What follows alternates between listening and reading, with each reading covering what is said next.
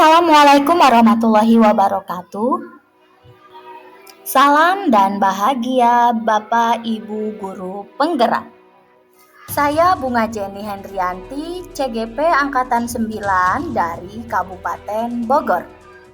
Di sini saya akan memaparkan tugas demonstrasi kontekstual modul 1.3 tentang visi guru penggerak. Untuk merumuskan sebuah visi guru penggerak, kita dapat menggunakan pendekatan inquiry apresiatif atau IA. Pendekatan inquiry apresiatif ini adalah pendekatan manajemen perubahan yang kolaboratif dan berbasis kekuatan. Fokus pada kekuatan yang dimiliki setiap anggota dan menyatukannya untuk menghasilkan kekuatan tertinggi dan mewujudkan perubahan ke arah yang lebih baik. Agar dapat menerapkan pendekatan inquiry apresiatif, maka langkah yang dapat kita lakukan adalah dengan metode BAGJA dan melalui tahapan atap terlebih dahulu.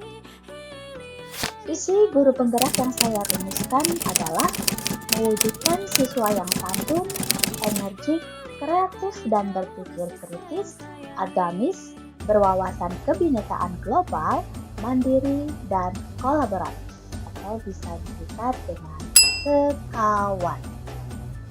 Tahapan atap ada 4. Yang pertama adalah A, awal atau aset, merupakan kekuatan, aset, atau modal potensi sekolah, murid, atau komunitas yang membantu meningkatkan kualitas pembelajaran murid. Dan T adalah tantangan, merupakan tantangan atau keresahan yang perlu dilampaui demi mewujudkan harapan atau mencapai misi. Dan A adalah aksi, merupakan kontribusi individu pendidik yang dapat dimanfaatkan untuk mewujudkan harapan atau mencapai visi tersebut. Dan terakhir adalah P, pembelajaran, merupakan pembelajaran bermakna, adat kebiasaan yang diharapkan tumbuh dan melekat dibawa oleh murid hingga dewasa. Tahapan awal atau aset yang sekolah saya punya adalah pertama, lingkungan sekolah yang agamis, nyaman, dan aman, kompetensi guru dalam bidang olahraga dan kesenian, banyaknya buku-buku ensiklopedia, dan program sekolah yang mendukung kegiatan literasi siswa. Tahapan kedua adalah tantangan. Tantangan pertama yang ada di sekolah saya adalah masih rendahnya literasi siswa dalam lapor pendidikan tahun 2022 kemarin. Yang kedua, rendahnya pemanfaatan PMM oleh guru karena minat baca yang kurang. Yang ketiga, kurangnya komitmen guru dalam menjalankan perannya di kelas. Dan yang keempat, kurang kreatif dan kritisnya siswa dalam merangkai kalimat saat pelajaran bahasa Indonesia. Tahapan selanjutnya adalah aksi. Aksi yang sekolah saya lakukan yang pertama adalah mendorong kolaborasi antar guru dan siswa dalam meningkatkan minat baca. Yang kedua, guru menjadi contoh teladan dengan menggunakan berbagai sumber buku untuk belajar. Dan yang ketiga, dengan membuat tempat pojok baca di setiap sudut kelas. Tahapan yang selanjutnya adalah P, yaitu pembelajaran. Pembelajaran yang dapat kita ambil yaitu pentingnya meningkatkan minat baca buku pada anak sejak usia sekolah dasar demi terciptanya daya kreativitas dan berpikir kritis sehingga terwujudnya siswa yang mandiri dan berwawasan kebinekaan global. Oleh karena itu, saya merumuskan prakasa perubahan dari visi yang telah saya buat, yaitu mewujudkan siswa yang berwawasan luas, kreatif, dan berpikir kritis dengan program pojok baca di kelas. Untuk dapat mewujudkan prakasa perubahan yang saya buat tadi, saya akan melanjutkan ke tahapan metode BAGJA, yaitu buat pertanyaan, ambil pelajaran, gali impian, jabarkan rencana, dan atur eksekusi. Tahapan pertama yaitu buat pertanyaan, yang berisi pertanyaan-pertanyaan untuk menentukan arah penelusuran. Pertanyaan-pertanyaan yang telah saya rancang yaitu, mengapa kita perlu mewujudkan pojok baca yang nyaman dan berkelanjutan di kelas, dan bagaimana mewujudkan pojok baca yang nyaman dan berkelanjutan di kelas. Tindakan atau penyelidikan atas pertanyaan tersebut yaitu, saya akan berdialog dengan kepala sekolah, rekan guru, dan murid soal program dan pojok baca yang ada di sekolah nanti.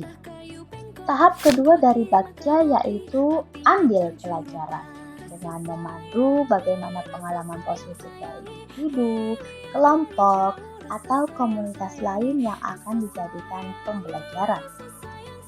Pertanyaan yang saya rangka yaitu, apa pengalaman menyenangkan dan berhasil yang pernah dialami guru yang membuat pojok baca? Dan apa saja buku bacaan yang disukai anak-anak selama ini? Dan bagaimana pengadaan buku pojok baca yang berhasil dilakukan selama ini?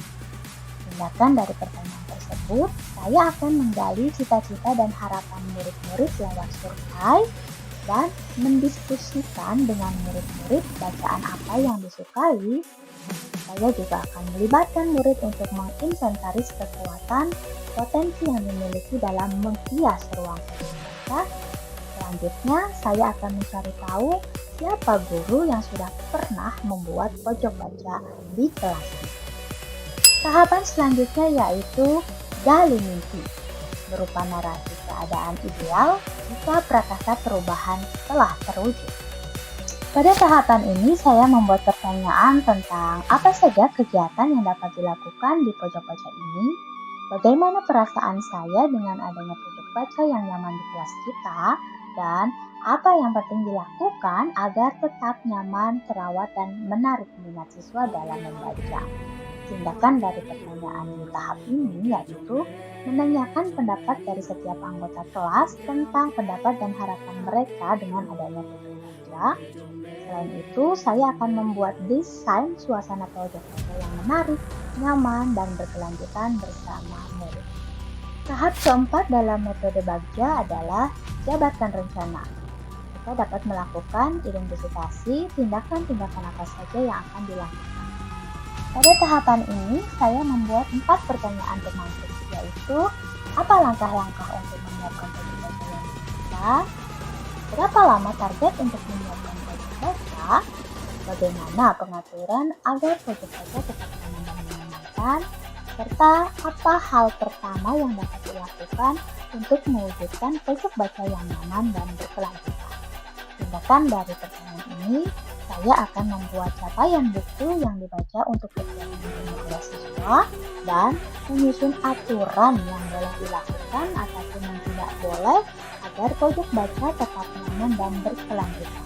Dan yang terakhir dalam tahapan baca yaitu atur eksekusi, yaitu dengan membantu transformasi rencana menjadi kenyataan. Pertanyaan-pertanyaan pada tahapan ini yaitu, siapa saja yang akan saya libatkan dalam mewujudkan rencana pojok baca ini? Apa saja peran yang dibutuhkan dan siapa yang mengisi peran tersebut? Siapa yang bertanggung jawab memonitor agar pojok baca dapat tetap nyaman dan berkelanjutan? Serta kapan pojok baca ini dapat dibuka?